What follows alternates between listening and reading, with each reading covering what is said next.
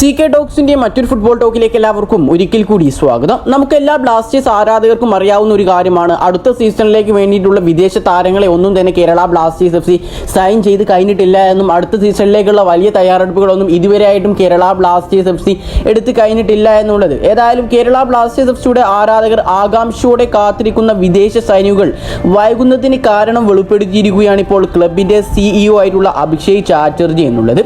ഏതായാലും പുതിയ കളിക്കാരെ ടീമിലേക്ക് എടുക്കുന്നതുമായി ബന്ധപ്പെട്ട് നിലവിൽ എല്ലാ കാര്യങ്ങളും നിർത്തിവെച്ചിരിക്കുകയാണ് എന്നാണ് അദ്ദേഹത്തിന്റെ പ്രസ്താവന എന്നുള്ളത്. ഇതിനുള്ള കാരണങ്ങളാണ് അദ്ദേഹം ഇപ്പോൾ വ്യക്തമാക്കിയിട്ടുള്ളത്. ഏതായാലും വിശദമായിട്ടുള്ള വീഡിയോയിലോട്ട് കടക്കുന്നതിന് മുമ്പായിട്ട് നിങ്ങൾ ഇതുവരെ ഈ ചാനൽ സബ്സ്ക്രൈബ് ചെയ്തിട്ടില്ല എങ്കിൽ ഇതുപോലുള്ള കൂടുതൽ ബ്ലാസ്റ്റേഴ്സ് ISL അപ്ഡേറ്റുകൾ ലഭിക്കുവാൻ വേണ്ടി ഇപ്പോൾ തന്നെ ഈ ചാനലും സബ്സ്ക്രൈബ് ചെയ്യാനും വീഡിയോ ഒന്ന് ലൈക്ക് ചെയ്യാനും കൂടി എല്ലാവരും ശ്രമിക്കുക.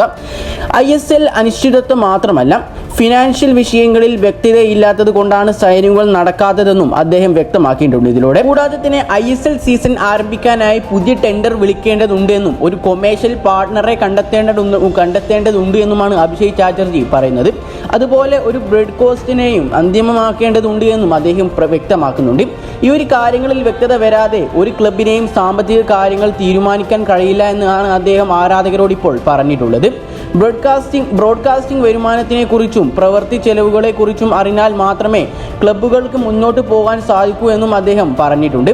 പുതിയ ലീഗ് ഫിനാൻഷ്യൽ ഘടനയെക്കുറിച്ച് കൊമേഴ്ഷ്യൽ പാർട്ണറുമായ ക്ലബ്ബുകൾ ഒരു ധാരണയിൽ എത്തേണ്ടതുണ്ടെന്നും ഇത് നിലവിൽ ഇല്ലാത്തത് കൊണ്ടാണ് കാര്യങ്ങൾ വൈകുന്നത് എന്നുമാണ് അദ്ദേഹം പറഞ്ഞിട്ടുള്ളത്. മറ്റു ക്ലബ്ബുകളുടെ കാര്യത്തിൽ ഞാൻ സംസാരിക്കുന്നില്ലെന്നും എന്നാൽ കേരള ബ്ലാസ്റ്റേഴ്സ് സാമ്പത്തിക കാര്യങ്ങളിൽ വ്യക്തതയില്ലാതെ ഒരു കളിക്കാരനെയും സൈൻ ചെയ്യാൻ കഴിയില്ല എന്നും അദ്ദേഹം ഇതിനോടകം തന്നെ കൂട്ടിച്ചേർത്ത് കഴിഞ്ഞിട്ടുണ്ട്. നിലവിലെ അവസ്ഥയിൽ ജനുവരി വരെ മാറ്റങ്ങൾ ഉണ്ടാകാൻ സാധ്യമല്ലെന്നാണ് അഭിഷേക് ചാറ്റർജി ഇതിലൂടെ വ്യക്തമാക്കുന്നത്. ഇത് ആരാധകർക്ക് ഇഷ്ടപ്പെടാത്ത ഒരു കാര്യമായേക്കാം, പക്ഷേ ഇതാണ് യാഥാർത്ഥ്യമെന്നാണ് അദ്ദേഹം പറഞ്ഞിട്ടുള്ളത്. ധൃതിപ്പെട്ട് തീരുമാനങ്ങൾ എടുക്കാതെ സാമ്പത്തികമായി സുരക്ഷിതമായ ഒരു നിലപാട് സ്വീകരിക്കാനാണ് ക്ലബ്ബ് ശ്രമിക്കുന്നത് എന്നും അദ്ദേഹം വ്യക്തമാക്കിയിട്ടുണ്ട്. പുതിയ വിദേശ സൈനികങ്ങൾക്കായി കാത്തിരിക്കുന്ന ആരാധകർക്ക് ഈ വർഷത്തെ നിരാശ വാർത്ത തന്നെയാണിത്.